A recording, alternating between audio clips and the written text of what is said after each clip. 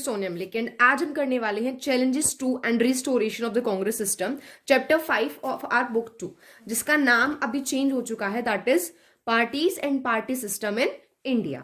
ये हमारा चैप्टर 5 हो चुका है, बट देखो चैप्टर 5 के अंदर बहुत कुछ ऐड हुआ है। तो जब तुम उसको अच्छे से देखोगे तो क्या है उसके अंदर चैप्टर 5 के अंदर कि चैप्टर 5 प्लस चैप्टर 2 दोनों ही चैप्टर्स मिलकर चैप्टर 5 आ रहा है। ठीक है, तो इस वाली वीडियो के अंदर हम चैप्टर 2 को कवर करने वाले हैं, जो कि अब चैप्टर 5 का पार्ट हो चुका है। बट चैप्टर 2 में से भी सिर्फ कुछ ही टॉपिक्स आने वाले हैं और वही टॉपिक्स आज हम इस वीडियो के अंदर कवर करने वाले हैं। ठीक है, so let us start. Name suggest is parties and party system in India. तो पार्टी होती क्या है, देखो इस बार क्या है, आपको लिखना है आंसर शीट्स में, है ना, टिक नहीं करने आंसर्स। तो आपको पता होना चाहिए, आपके पास पॉइंट्स होने चाहिए लिखने के लिए। तो सबसे पहले पार्टी होती क्या है, देखो पार्टी क्या होती है, कुछ पर्सन्स का ग्रुप जो अपनी वोटिंग पावर का यूज करके गवर्नमेंट को कंट्रोल करते हैं, यानी कि गवर्नमेंट बनाते हैं और अपनी पॉलिसीज लेकर आते हैं, दैट इज अ पार्टी। अब नेक्स्ट टॉपिक हम बात करते हैं चैलेंजेस ऑफ बिल्डिंग डेमोक्रेसी, यानी कि जब हम डेमोक्रेसी हमने चूज की 1947 में। देखो हमने फर्स्ट चैप्टर के अंदर पढ़ा कि 1947 में हमें आजादी मिली, क्या क्या चैलेंजेस आए। ठीक है, तो उसमें से थर्ड जो चैलेंजेस था कि हम एक डेमोक्रेसी को बनाना, इंडिया को इंडिपेंडेंस, असलियत में इंडिपेंडेंस दिलाना। तो उसमें क्या था कि डेमोक्रेसी बनाना एक चैलेंजिंग काम था। क्यों? क्योंकि जितने भी देश आजाद हुए उनमें से किसी ने डेमोक्रेसी को चूज नहीं किया। क्यों? क्योंकि उनके अकॉर्डिंग क्या था कि डेमोक्रेसी आपको आजादी देती है अलग अलग अपने व्यूज एक्सप्रेस करने के, और जहां पे अलग अलग व्यूज होंगे तो कंफ्लिक्ट भी होंगे, है ना। अगर दो या फिर चार बंदे आपस में बातचीत कर रहे हैं तो आपस में उनका मन मुटाव भी होगा। तो सिमिलर वे में उन्होंने सोचा कि इससे हमारे देश की जो यूनिटी है, जो एकता है, वो खतरे में आ जाएगी। तो उन्होंने डेमोक्रेसी को मना कर दिया और उन्होंने कोई भी नॉन डेमोक्रेटिक रूल अपना लिया। या तो वो एक पार्टी लीडरशिप से स्टार्ट हुआ, या फिर कुछ ऐसे वादे कि आगे चलकर हम डेमोक्रेसी बन जाएंगे, बट वो वादे फिर कभी पूरे नहीं हुए। बट इंडिया के जो लीडर्स थे ना, वो बहुत ही चैलेंजिंग थे, उन्हें हर चैलेंज एक्सेप्ट करना बड़ा अच्छा लगता था। तो उस टाइम के जो लीडर्स थे उन्होंने क्या कहा कि जो पॉलिटिक्स है, यानी कि जो ये यूनिटी इन डाइवर्सिटी है, एकता में जो हमने बात की कि यहाँ पे यूनिटी की, दैट इज भिन्नता में एकता की, अलग अलग लोगों में सब होकर भी एक है। तो यहाँ पे क्या कहा कि पॉलिटिक्स का बहुत ही इंपॉर्टेंट रोल है। हम किसी को बोलते हैं कि ये पॉलिटिक्स यहाँ पर मत खेलो, तो हमारे दिमाग में पॉलिटिक्स का मतलब क्या आता है कि कुछ ऐसी चाल जो सिर्फ उसके फायदे के लिए है, या फिर ऐसा कुछ, मतलब कुछ भी ऐसा जो अच्छा नहीं है, मोरल नहीं है, एथिकल नहीं है, उसको हम पॉलिटिक्स कंसिडर करते हैं। बट जो इंडियन लीडर्स थे उन्होंने कहा ये एक प्रॉब्लम नहीं है, ये एक तरीका है जिससे हम प्रॉब्लम को सॉल्व कर सकते हैं। और उन्होंने क्या माना कि पॉलिटिक्स क्या माना जाता है कि ये सिर्फ पावर और कंपटीशन के बारे में है, कि गवर्नमेंट उस पार्टी को पावर में आना है तो उसके लिए उसे कंपटीशन करना होगा। कंपटीशन किसके थ्रू करते हैं हम? इलेक्शंस के थ्रू, है ना। उन्होंने कहा पॉलिटिक्स, ये जो इतने सारे इंसान है ना, ये जो पूरी इंडिया है, उनके फायदे के लिए है, पब्लिक इंटरेस्ट के लिए है, पॉलिटिकल इंटरेस्ट। तो यहां से हमें क्या होता है कि अपने जो लीडर्स हैं उनकी आइडियोलॉजी का पता चलता है कि जहां पे कोई भी डेमोक्रेसी को नहीं अपना रहा था, वहां पे इंडियंस ने डेमोक्रेसी को अपनाया।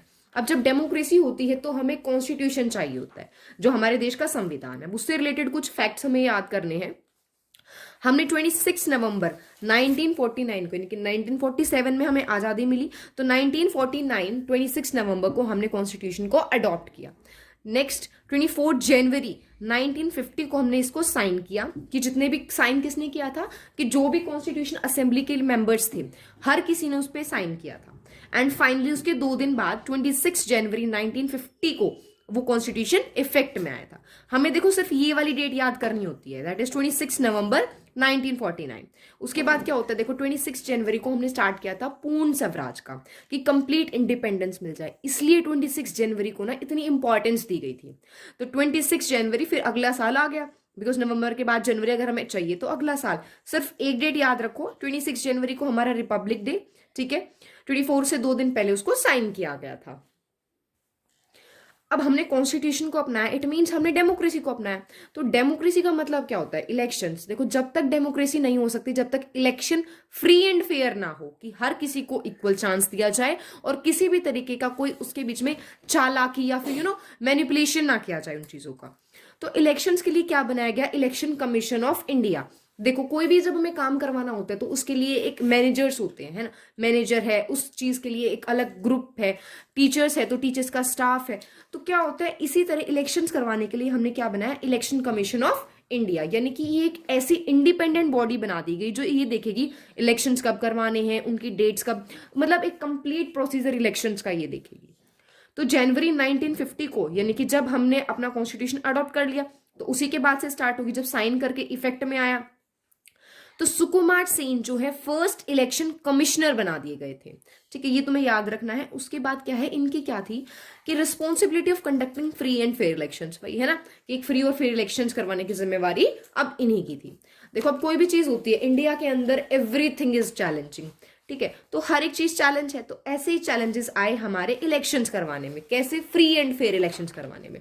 इलेक्शंस तो हो सकते हैं, देखो आज से पहले ना जितने भी इलेक्शन हुए थे उनमें या तो सिर्फ मेन को इक्वल राइट मिलता था, और वहां पर जहां पे वो पढ़े लिखे थे, उनके पास प्रॉपर्टी थी, है ना, जितनी भी इंडिपेंडेंट कंट्रीज थी वो हर जगह ऐसा करती थी। इंडिया पहली ऐसी कंट्री थी जो यूनिवर्सल अडल्ट फ्रेंचाइज दे रही थी, यानी कि कोई भी इंसान जो 18+ है वो वोट दे सकता है ना। तो अब उसमें क्या किया गया, सबसे पहला टास्क इसका क्या था, डेलिमिटेशन ऑफ इलेक्टोरल कॉन्स्टिट्यूएंसीज। यानी कि कॉन्स्टिट्यूएंसीज क्या होता है कि एक छोटा सा एरिया, जो भी मतलब सपोज कि 10 लाख लोगों के लिए एक एमएलए चूज करना है, तो जहां पे 10 लाख लोग कंप्लीट हो गए, उस एरिया की एक बाउंड्री हो गई, उस एरिया का एक एमएलए हो गया। तो वो थी हमारी इलेक्टोरल कॉन्स्टिट्यूएंसीज। डेलिमिटेशन की उन बाउंड्रीज को बनाना, क्योंकि फर्स्ट टाइम हो रहा था। आज तो हम क्या करते हैं, बाउंड्रीज बढ़ाते हैं या घटाते हैं, ठीक है, बट उस टाइम पे तो डेलिमिटेशन करना था उनका, हमें उन्हें बनाना था, वो भी एक चैलेंजिंग टास्क था। उसके बाद list of citizens eligible to vote. अब हमें लिस्ट चाहिए थी। देखो, वोटर्स लिस्ट आती है हर बार कि चेक कर लो भाई, कोई इंसान अभी नहीं है तो अपना नाम हटवा सकता है, कोई नया ऐड हुआ है वो ऐड करवाओ, वो थोड़ा बहुत ईजी होता है। बट आपको पूरी लिस्ट ही अगर नहीं बनानी होती है तो वो डिफिकल्ट है। अब सबसे बड़ी इसमें गलती क्या थी, सबसे बड़ी जो मेजर चैलेंजिंग चीज थी कि वो लोग गरीब थे प्लस इलिटरेट थे। अब अगर वो गरीब हैं तो कोई भी उनको थोड़ी सी फाइनेंशियल हेल्प करके उनको मैनिपुलेट कर सकता है, चाहे वो इंसान गलत हो। अब लीडर तो गलत आ गया ना। नेक्स्ट, वो इलिटरेट थी। इलिटरेट, उन्हें समझ नहीं थी। जो 15% वोटर्स थे, यानी कि अगर 100 वोटर्स अगर वोट करने जा रहे तो उसमें से सिर्फ 15 वोटर्स ही पढ़े लिखे थे, बाकी के जितने भी वोटर्स थे वो सारे अनपढ़ थे।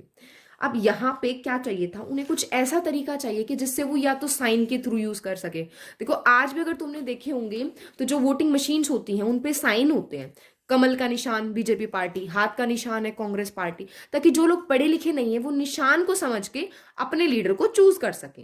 ठीक है, तो इलिटरेसी एक मेजर प्रॉब्लम थी। नेक्स्ट प्रॉब्लम क्या थी, यहाँ पे पेट्रियार्कल सोसाइटी थी। पेट्रियार्कल सोसाइटी में क्या होता है कि जहां पे मेल डोमिनेंस होता है, तो लगभग 40 लाख जो विमेन थे उनके नाम नहीं थे। अब देखो, नाम नहीं थे तो उनको क्या लिखा गया था कि वाइफ ऑफ जो बेटी के, डॉटर ऑफ, ऐसे लिखे गए थे। तो ये तो गलत है, क्योंकि जब उन्हें अपना नाम लिखने की आजादी नहीं है तो वो वोट कैसे इंडिपेंडेंटली कर सकते हैं, है ना, सोचने वाली बात थी। तो यहाँ पे इंपॉर्टेंट रोल था इलेक्शन कमिश्नर का। उन्होंने मना कर दिया, उन्होंने कहा कि हमें ऐसी एंट्रीज नहीं चाहिए, इनका दोबारा से रिवीजन करो, इनको ठीक करो, नहीं हो रहा है तो नई लिस्ट बनाओ। कितना चैलेंजिंग रहा होगा वो टास्क कि पूरे इंडिया के सिटीजन्स की कैसे लिस्ट बनाना, और बन गई, उसमें गलती है इस तरीके की, फिर उनको ठीक करना। तो उस टाइम पे 17 करोड़ वोटर्स थे, जिसको 3200 एमएलएस को उन्हें इलेक्ट करना था, और 489 मेंबर्स थे लोकसभा के। ठीक है, तो समझ में आ रहा है कितने ज्यादा चैलेंजेस थे इलेक्शंस करवाने। अब देखो, कोई भी चीज हो रही होती है तो उसके क्रिटिक्स जरूर होते हैं, है ना। तो इसी तरीके से जो यूनिवर्सल अडल्ट फ्रेंचाइज, यानी कि जो भी इंसान 80 ईयर्स से ज्यादा एज का हो चुका है, चाहे वो लड़का है लड़की है, किसी भी कास्ट से बिलोंग करता है, चाहे उसके पास प्रॉपर्टी है नहीं है, पढ़ा लिखा है नहीं है, कोई मैटर नहीं करता, जस्ट कि आप 18 ईयर्स अबव होने चाहिए और इंडियन सिटीजन होने चाहिए, तो आप वोट कर सकते हो। तो this is universal adult franchise. तो अब इसके क्रिटिक्स ने क्या कहा, तो क्रिटिक्स के अंदर एडिटर्स जो थे उन्होंने कुछ लिखा कि it is the biggest Gamble in the history. सबसे बड़ा एक जुआ होगा, एक मैजिकल गेम है कि अगर आपका लक काम करता है तो ठीक है, ऐसा गेम होगा हिस्ट्री के अंदर सबसे बड़ा। अब जो कुछ मैगजीन के जो एडिटर्स थे, उन मैगजीन्स ने क्या लिखा कि Nehru would live to confess the failure of universal adult franchise in India. कि नेहरू जिंदा तो रहेंगे बट सिर्फ अपनी जो हार है ना उसको कबूल करने के लिए कि मैं हार गया। ये जो यूनिवर्सल अडल्ट फ्रेंचाइज थी ये सबसे बड़ी गलती थी, एक फेलियर था। अब ये सारी चीजें जैसे ही इलेक्शन हुआ उनके बाद इन सब क्रिटिक्स को ना मुंह पे बड़ा बड़ा तमाचा खाना पड़ा। वो सब कैसे हुआ, कैसे इन चीजों को गलत प्रूव किया गया। देखो हाँ, माना कि इलेक्शंस में बहुत ज्यादा मिस्टेक्स हुई थी, बट उनको करेक्ट किया क्या? तो उन सभी चीजों में लेकर हमने इलेक्शंस को 2 बार पोस्टपोन किया, यानी कि आज नहीं कल। इट मीन्स कि जो एक डेट फिक्स कर दी गई थी उसके बाद किया गया 2 बार। 6 महीने लगे कैंपेनिंग के लिए, इलेक्शंस की जहां पे पोलिंग हुई, कि जहां पे जिस दिन वोट डलनी थी उनको काउंट करने में। बट जब रिजल्ट्स आए, वो जो लूजर्स थे, यानी कि जो कंपटीशन हार गए थे, जो लीडर्स इलेक्शन नहीं जीत पाए, उन्होंने भी इसको कहा कि वो फेयर था। क्योंकि होता क्या है, जो हार जाता है वो हमेशा कहता है कंपटीशन फेयर नहीं था। बट यहाँ पे क्या हुआ, जो लूजर्स थे उन्होंने भी कहा कि कंपटीशन फेयर था। अब देखो, ऐसा भी नहीं था कि सिर्फ अकेला इंसान रेस में भाग रहा है और वही फर्स्ट आ गया, नहीं। 4 कैंडिडेट्स कम से कम हर एक सीट के लिए थे। और इसी चीज को देखते हुए टाइम्स ऑफ इंडिया ने दोबारा लिखा कि जो इंडियन लीडर्स हैं, इट हैड कंफाउंडेड ऑल दो sceptics who thought that universal adult franchise is to risky a task in India. यानी कि उन सभी को कंफाउंडेड, उन सभी को गलत साबित कर दिया है। वो सभी जो शक कर रहे थे इंडिया के ऊपर कि यूनिवर्सल एडल्ट फ्रेंचाइज गलत है, उन सभी को एक तरीके से गलत साबित कर दिया है। तो general next topic is Congress dominance in the first 3 general election. General election यानी कि जो लोकसभा के लिए जो इलेक्शंस होते हैं उनको हम जनरल इलेक्शंस बोलते हैं, ठीक है। तो कांग्रेस डोमिनेंस, डोमिनेंस होता है दादागिरी, जो अपना दबदबा बनाए रखती है कि हमें पता है। जैसे देखो, कई बार क्या होता है, क्लास में कुछ बच्चों का हमें पता होता है, हाँ इन्हीं बच्चों की रैंक आने वाली है। वो एक्सेप्शनल बातें होती है कि वो कई बार नहीं आती है, बट क्या होता है कि उनका डोमिनेंस रहता है। तो इसी तरीके से कांग्रेस का भी डोमिनेंस था, बट सिर्फ पहले 3 जनरल इलेक्शंस में, यानी कि जो स्टार्टिंग की जो 15 ईयर्स थे उनके अंदर। क्योंकि एक जनरल इलेक्शन यानी कि हर 5 साल बाद। तो पहला हमें पता है 1952 में हुआ था। अब उसके प्लस 5 ईयर्स यानी कि उसके 5 साल बाद कब होगा, 57 के अंदर, और फिर हुआ था 1962 के अंदर। अब इन तीनों ही इलेक्शंस के अंदर जवाहरलाल नेहरू को पीएम बना दिया गया था, प्राइम मिनिस्टर थे, यानी कि जो लोकसभा के इलेक्शंस हैं उनके लीडर थे वो। अब जब 1952 के इलेक्शंस हुए तो टोटल सीट्स कितनी थी, 489। उसमें से कांग्रेस को मिली थी 364 सीट्स, ठीक है, लोकसभा के इलेक्शंस के अंदर। और उसी टाइम पे जो सेकंड आई थी, मेजॉरिटी थी कांग्रेस के पास, तो वो फर्स्ट थी। सेकंड थी CPI, communist party of India, जिसको 16 सीट्स मिली थी, राइट। और जो स्टेट इलेक्शंस हुए थे, यानी कि जो स्टेट के अंदर, लाइक हरियाणा के अलग इलेक्शंस है, चीफ मिनिस्टर्स हैं, तो हरियाणा की जो असेंबली है, लेजिस्लेटिव असेंबली है, उसके लिए जो इलेक्शंस हुए, ऐसे ही हर स्टेट की, तो उनके अंदर क्या था, उसमें भी हर एक जगह कांग्रेस को मेजॉरिटी मिली थी। सिर्फ एक जगह को छोड़कर, वो थी त्रिवेंकोर और कोचिन का एरिया, यानी कि जो आज प्रेजेंट केरला है, वहां पे इसे नहीं मिली थी। तो वहां पे किसका रहा होगा, सीपीआई का, ठीक है, कम्युनिस्ट पार्टी। जब सेकेंड जनरल इलेक्शंस हुए तो उस टाइम पे लोकसभा की सीट्स को 489 से 494 कर दिया गया था, यानी कि टोटल सीट्स बढ़ा दी गई थी। और इस टाइम पे कांग्रेस को 371 सीट्स मिली थी। और स्टेट में भी इसने हर जगह अपनी गवर्नमेंट बनाई, सिवाय केरला के, क्योंकि अब की बार केरला में पूरी मेजॉरिटी किसकी थी, सीपीआई की, जो फर्स्ट इलेक्शंस में सेकेंड थी, और उसने अपनी वहां पर गवर्नमेंट बनाई। अब जब 1962 के इलेक्शंस हुए, उसमें भी इसे 3/4 वोट्स मिली थी, मेजॉरिटी में थी, सीट्स मिली थी। और कितनी वोट्स से, 361 वोट्स उसे मिली थी। तो पहले तीनों जनरल इलेक्शंस में कांग्रेस का पूरा डोमिनेंस था, उसकी दादागिरी बनी रही थी। Next topic is artificially boosted, यानी कि जो कांग्रेस की जो जीत थी ना, उसको वो नेचुरली इतनी नहीं थी, नेचुरली वो इतनी चीजें नहीं जीत रहे थे, बट उसको आर्टिफिशियल तरीके से उसको बूस्टेड, उसको बढ़ावा दिया गया था। आर्टिफिशियल यानी कि मैन मेड, कुछ ह्यूमन के ऐसे रूल्स थे कि उन रूल्स ऐसे सिर्फ कांग्रेस के फेवर में जाते थे वो रूल्स। तो वो रूल्स क्या थे, देखो इसको समझने के लिए हमें क्या पढ़ना होगा, इनकी वोट्स और सीट के बारे में।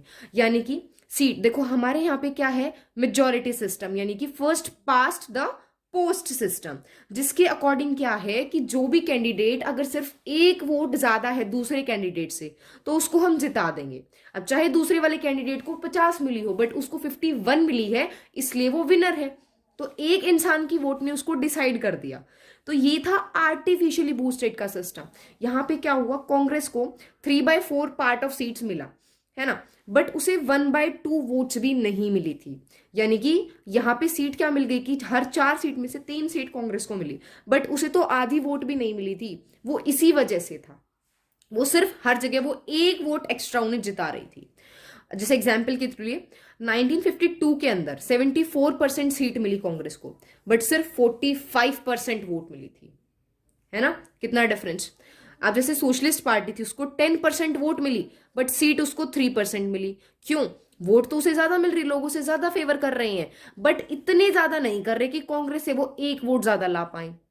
तो इसलिए क्या हो रहा है, वहां से वो हार जाती है, इसलिए उसे सिर्फ 3% ही सीट मिली। और ये सब किसकी वजह से हो रहा था? First past the post system, यानी कि जिसने भी सबसे पहले इस पोस्ट को क्लियर कर लिया वो विनर है। अब क्यों? क्योंकि जितनी भी नॉन कांग्रेस पार्टीज थी उन सभी की वोट मिलाकर कांग्रेस से ज्यादा थी, बट वो सभी आपस में बटे हुए थे। अगर वो सारी पार्टीज मिल जाती तो डेफिनेटली वही जीतती, है ना, क्योंकि उन्हें 55% वोट मिल रहा था, कांग्रेस को सिर्फ 45% था। बट क्योंकि वो अलग अलग थी, वो और इस सिस्टम की वजह से वो नहीं जीत पा रही थी।